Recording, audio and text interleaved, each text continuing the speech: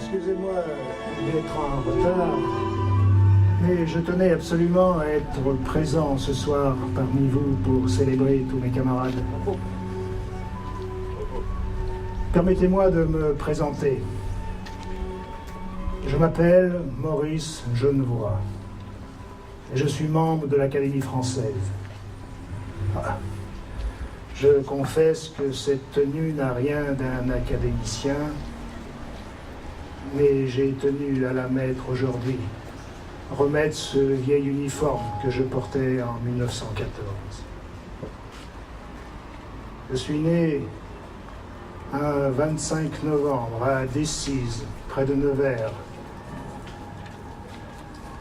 Le premier grand drame de ma vie fut la mort de ma mère alors que j'avais à peine 12 ans. Cela me valut de me réfugier dans la solitude, dans l'écriture et dans la lecture, ce qui me permit également de devenir un brillant élève et d'entrer, de réussir, d'être le premier au concours d'entrée de l'école normale supérieure, où je me destinais à l'agrégation. Je n'avais alors pas imaginé que cette épouvantable guerre allait éclater et que le 2 août 1914, j'allais me retrouver sur les champs de bataille. Le 2 août 1914, me voilà sous-lieutenant du 106e régiment d'infanterie de Châlons-sur-Marne. Et dans la foulée, me voilà courant à l'assaut à la bataille de la Marne. Paul Dupuy, le secrétaire général de l'école normale supérieure, ayant perdu tous ses élèves, puisque tous ses élèves étant au front, leur demanda de prendre des carnets et de noter ce qu'ils verraient. Et lui-même pensait plus tard en faire une compilation. Moi-même, à l'époque, je n'avais aucune vocation d'écrivain. Pour satisfaire M. Dupuy, je pris quelques carnets et notais des petites choses, rien de très littéraire, des dates, des lieux, des conduites de guerre, des conduites de bataille. La guerre, voyez-vous, c'est parfois un obus arrivant, sifflant, chantant comme les sirènes d'Ulysse, et qui à la fois vous charme et vous tétanise sur place. La guerre, c'est parfois le corps d'un camarade avec qui on blaguait il y a 5 minutes, détruit par une explosion subite. La guerre, c'est parfois une balle qui vous effleure et qui frappe en pleine tête le copain qui vous suivait en toute confiance. La guerre, c'est parfois de simples petits détails. Tenez, par exemple, le café, le jus, comme on dit. Si vous saviez comment on l'attendait avec impatience le matin avant de partir à l'assaut, ce jus qui arrivait toujours froid, infect et sans sucre, mais pour lequel on se serait battu pour l'avoir. Jamais on n'aurait pu s'en passer. Parfois également, simplement une nuit dans un vrai lit, avec de vrais draps, dormir sans chaussures aux pieds. La guerre, et bien entendu la mort. En l'occurrence, elle n'a pas voulu de moi. Allez savoir pourquoi. Elle m'avait pourtant adressé un premier avertissement, sans frais, je vous confesse. Voyez-vous, un tir un jour, et devant moi, une étincelle dorée. Le souffle coupé. Le tir en plein ventre, je tombe à genoux. Aussitôt, la rumeur se répand. Le lieutenant est touché, le lieutenant est touché. Et voilà que je ne sais par quel miracle, je me relève, reviens du royaume des morts et reprends ma course en avant. Car voyez-vous, cette étincelle dorée devant les yeux, c'était le bouton de ma tunique qui avait éclaté sous le tir. Et derrière ce bouton, qu'y avait-il? Il y avait le ceinturon métallique, la boucle de mon ceinturon. Une sorte de mini-bouclier de 4 à 5 cm de large qui m'avait sauvé la vie. J'ai eu un second avertissement beaucoup plus sévère, celui-ci, le 25 avril 1915, à la bataille des Éparres. 3 tirs, sans doute venant de la même personne. 2 balles dans le bras, 1 balle dans le ventre. J'ai failli perdre mon bras gauche,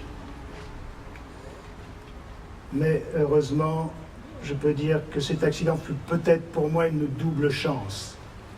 Car invalide à 70%, on refusa de me renvoyer sur le front, ce qui m'a sans doute sauvé la vie.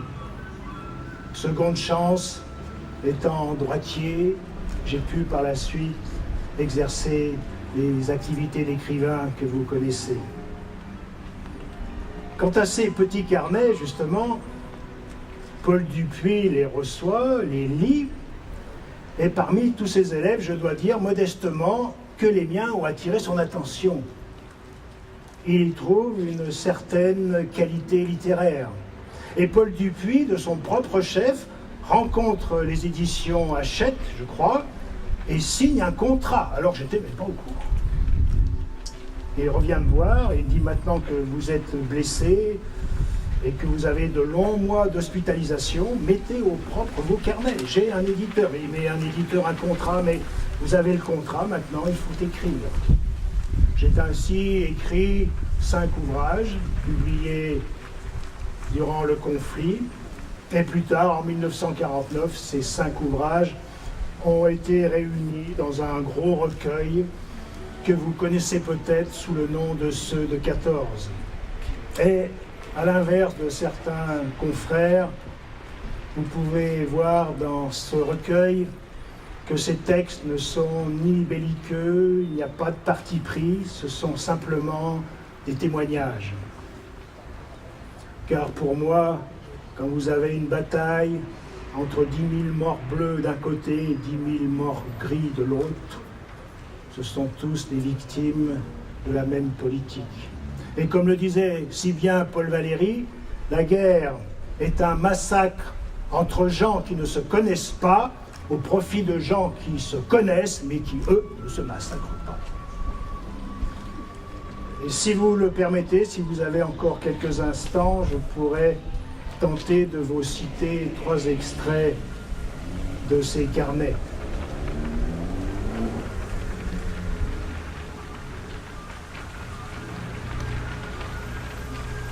Le premier, devant nous, les Uhlans à la lisière des bois. Cheval et cavalier immobile. La bête chasse les mouches en balayant ses flancs de sa queue. À la jumelle, sur un chemin, je vois 2 hommes blessés qui se traînent, 2 Français. Un des Uhlans les a aperçus. Il met pied à terre et marche dans leur direction. Je suis la scène de toute mon attention. Et le voilà qu'il les aborde, qu'il leur parle. Et tous les 3 se mettent en marche vers un gros buisson voisin de la route. L'Allemand entre les 2 Français, les soutenant, les exhortant sans doute de la voix. Et là, précautionneusement, le grand cavalier gris allonge les nôtres. Il est courbé. Il ne se redresse pas. Je suis certain qu'il le pense.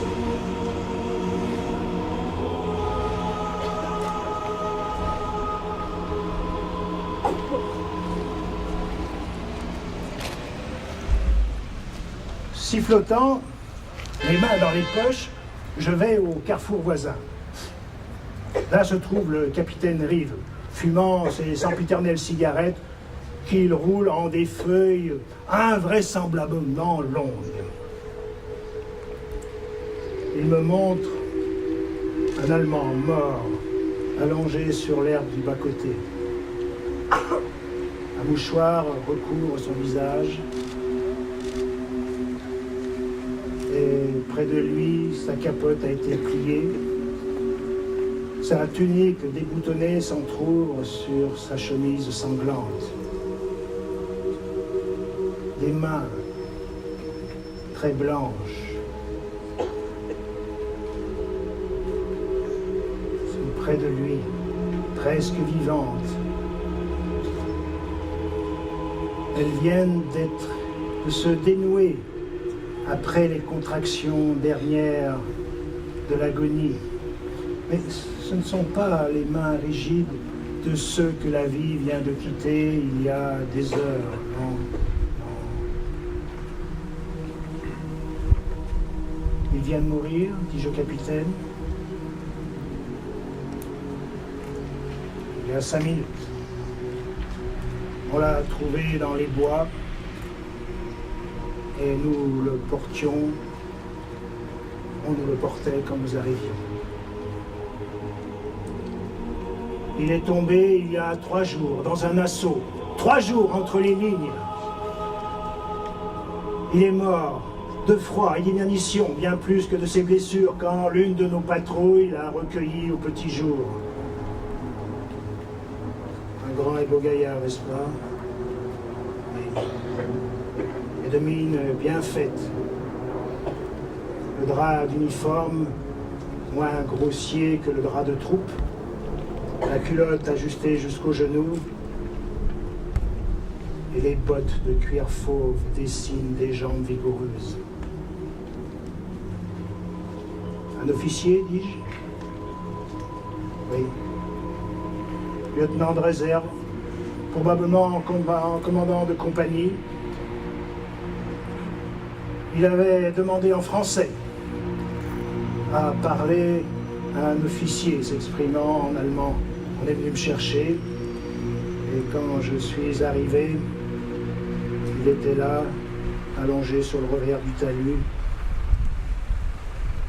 les yeux virants, les lèvres bleues presque moribonds, mais très lucides.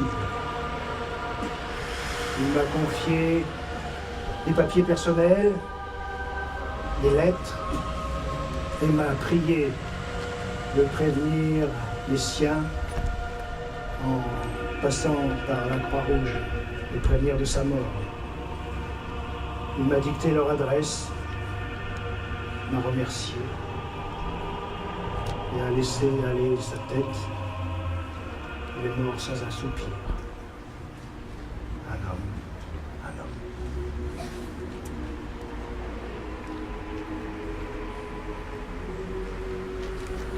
Chic type, Moret, chic type.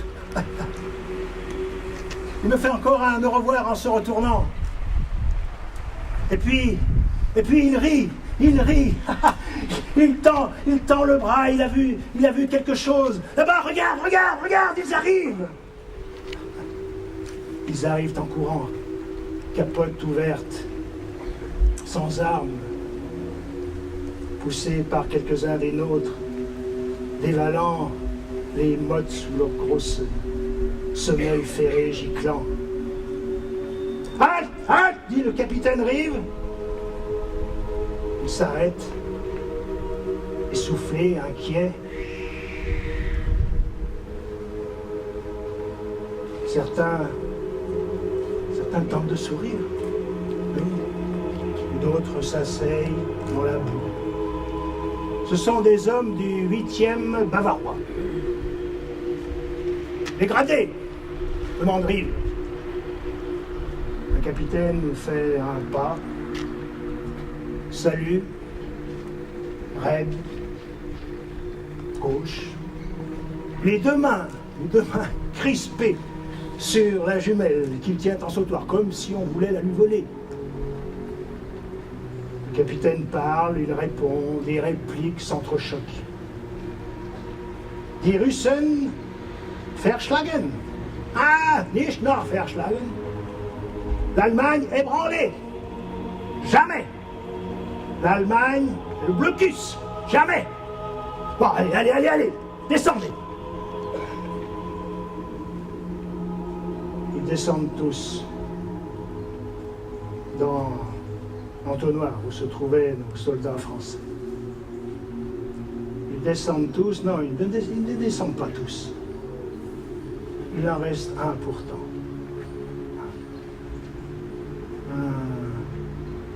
Un gamin. Un gamin qui pleure. Le front tuméfié d'une énorme bosse à laquelle il porte sa main de façon répétitive et instinctive. Puis il tend les bras en tremblant. Il répète avec des yeux, grands yeux agrandis par l'horreur. Schrecklich, schrecklich, schrecklich, schrecklich. Engagé volontaire, demande Rive. Oui, oui, monsieur le capitaine. Oui, oui, oui. Étudiant. Oui, oui, oui, oui, monsieur le capitaine. Oui. Et quel âge? 17 ans et demi, monsieur le capitaine. J'en ai 48. Il arrive. Rive le regarde. Secoue la tête. Il prend un morceau de chocolat et le lui donne. Merci. Merci, monsieur le capitaine. Et le gosse en larmes s'en va en croquant son morceau de chocolat.